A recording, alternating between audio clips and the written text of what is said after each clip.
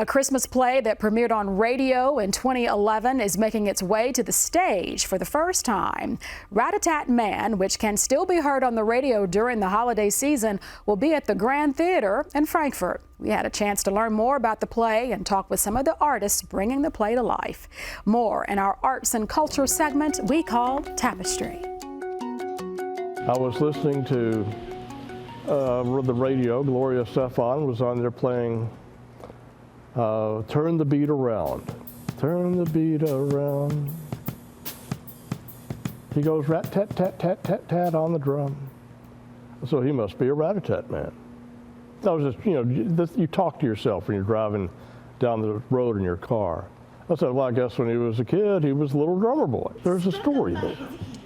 And I couldn't get that out of my head. Oliver Denton, the character that I'm playing, is a very tortured kind of soul. He was 9 years old. He was playing his drum, and he believes that he heard gunshots behind his drum, and his drum may have masked someone getting away with murder.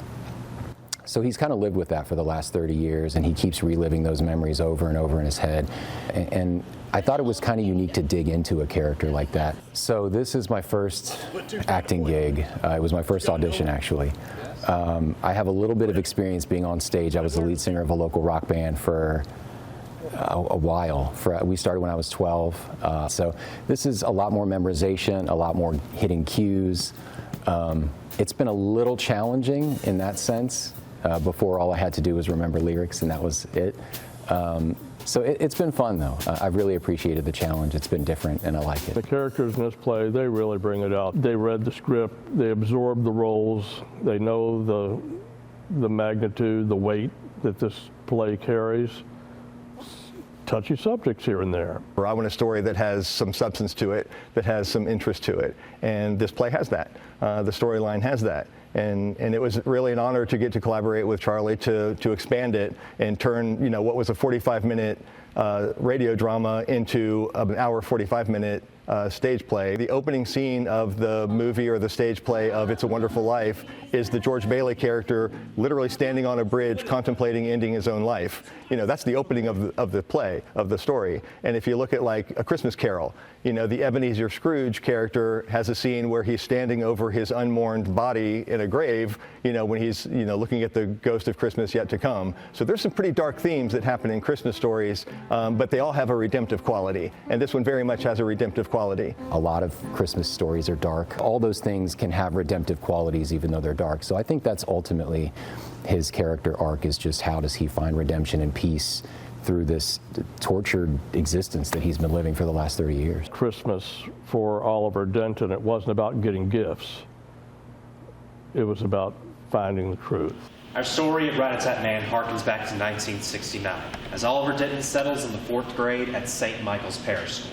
I've been a writer for 40 years, and it's nice to see somebody else say out loud and commit to memory words I sat in my lazy boy chair with a laptop writing, that maybe it's pretty good after all. Maybe there is a story there to be told. Maybe it's worth telling. This is new. I mean, audience has never seen this before. And even if a lot of people have heard it as a radio drama, it's evolved a lot since then. So it's going to be different than what they've heard.